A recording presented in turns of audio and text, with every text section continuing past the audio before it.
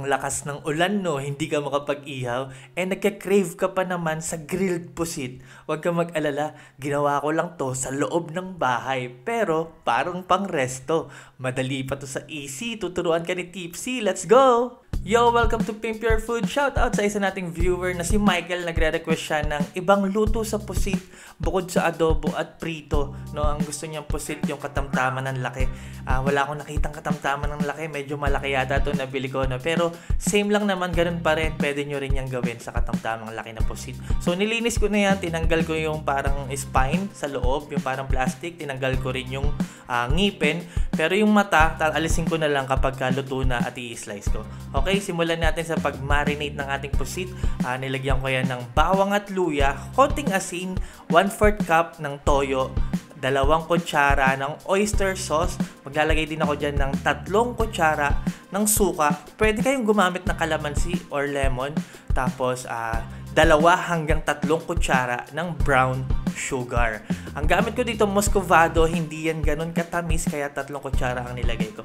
Ayan, haluin lang natin mabuti at hayaan natin yan mababad ng kalahating oras hanggang 1 oras. Alright, ayan, para ma-marinate. Pagkatapos ng 1 oras, ayan, hanguin lang natin o alisin natin no, ang ating pusit. Yan, patiktikan natin sa ating pinagbabaran. Kasi yung marinade na yan ay gagawin nating sauce. Para magamit natin yung sauce, kailangan natin yan lutuin. So, lagay ko lang yan sa aking pan. Tapos, hayaan lang natin yan mag-simmer sa low to medium heat, no, hanggang sa mag-reduce. Ayan, haluin lang natin yung occasionally natin hahaluin habang ating sinisimmer. Papansin nyo yan kapag habang sinisimmer natin, habang nagre-reduce, mas magiging dark ang kulay at mas magiging intense ang flavor. Ayan, kapag nag-reduce na, tikman natin. Tulad ng sinabi ko, hindi ganun katamis yung gamit kong asukal. So, nagdagdag pa ako. Ayan na lang, no. Tikman nyo kung anong kulang, kayo na bahala. Gusto ko dyan manamis-namis, savory sweet, parang teriyaki yung dating. Kapag na-reduce na ang ating sauce, ayan, medyo lalapot na rin yan ng konti. Pwede na natin yan hanguin. Diba? Pwede na natin yan gamitin. Ayan, tapos optional lang, kung ayaw nyo nung may mga buo-buo, ayan, pwede natin yung strain. Ayan, para lang malinis ang ating sauce. And ganun lang, meron ka ng masarap na sauce para sa inyong pusit. Glaze, kasi gagamitin din natin yan pang glaze.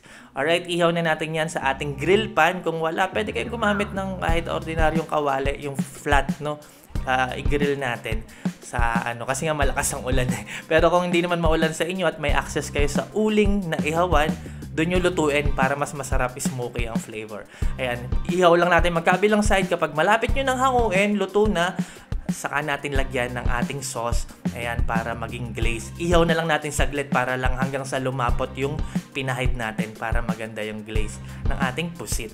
Ayan, kapag okay na, pwede na natin yan hanguin. Lagyan lang natin ng mga slits or hiwa para sa presentation at para rin madaling kainin. Tapos, syempre, buhusan natin ng ating masarap na sauce. And now, look at that. O, di ba?